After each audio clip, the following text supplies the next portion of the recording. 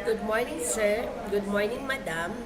I am Analitel Patino Lancita, 43 years old, a college graduate with a degree holder.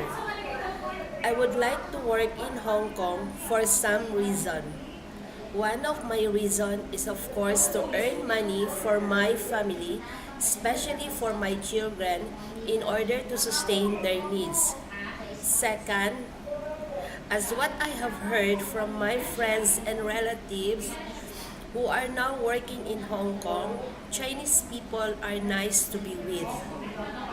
Okay, Mrs. Lancita, there are some questions for you to be answered.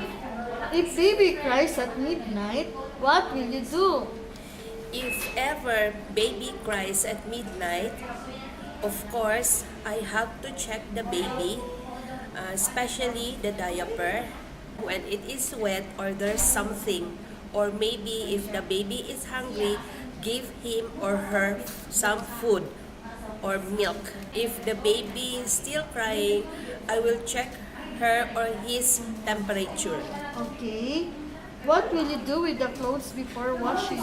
Always do this every time when I wash clothes, even before when I was in abroad. I always segregate or separate the white clothes from the colored ones in order to make the work easier and faster. Okay, very good. If you find some money or jewelry in your employer's clothes or in their room, what will you do? If I found some money or jewelry in their room or in their clothes, I have to tell them that there are important things that left in their clothes or somewhere else in their house, because for me honesty is the best policy. Okay, very good. If the child gets injury or fever, what will you do?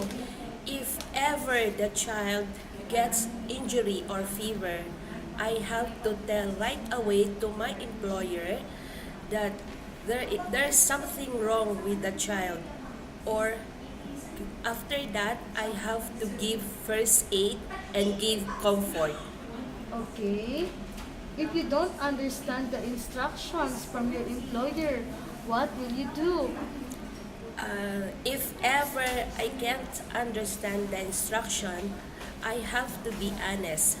Ma'am, sir, can you please repeat the question in a nice way? Okay.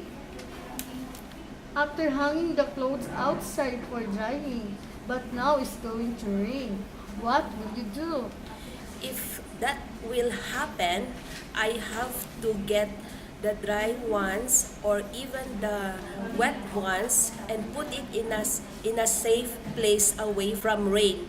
And of course, separate the dry ones to the wet ones. Hey, Mrs. Lancita, will you agree to renew another contract if employer requests you? If my employer requests me to renew another contract, it's my pleasure and heartily willingly to accept the request. Okay, Mrs. Lancita, what is your promise to your future employer if they will choose you to be their helper? Sir, madam, if you choose me as your helper, I promise I will do everything as I can just to satisfy you the things that I made for you and your family.